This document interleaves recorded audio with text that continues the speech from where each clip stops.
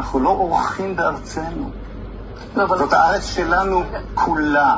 ועכשיו, מי שהיה לו, היינו צריכים להסתדר איתו איכשהו, כי גם הוא ישב פה, וצריך להיות הומני, והכל נכון, והכל טוב ויפה.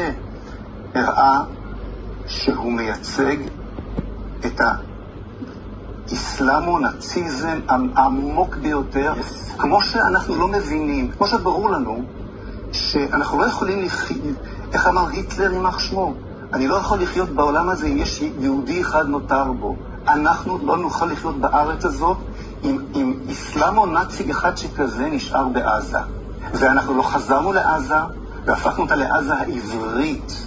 אתה רוצה להפוך את עזה לעזה העברית? חד משמעית כן, כי אם לא, אם עזה לא תהפוך ליפו, יפו תהפוך לעזה. חברים, זה הסיפור. השאלה, אבל השאלה היא, אין הגדרה.